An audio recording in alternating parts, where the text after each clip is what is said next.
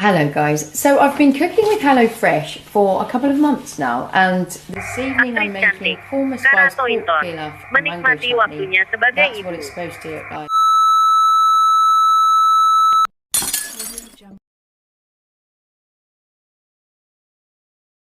Hello guys, so I've been cooking with HelloFresh for a couple of months now, and this evening I'm making korma spiced pork pilaf and mango chutney.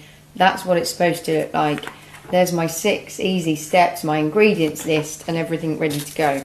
Now I've enjoyed this way of pre-planning meals, getting organised, thinking of the week ahead and choosing from a list of exciting menus that I would never think or dream to cook for myself ordinarily. So it's made dinner more interesting, more exciting, and it means that even when I'm half dead, we are eating healthy, fresh, great food all at my own hands, and it's super simple. It arrives beautifully packaged, all ready to go, measured. There's no mess, there's no waste, because you only get what you need, and that's what's felt really good actually. So let's see how this one turns out. Marks out of 10 please.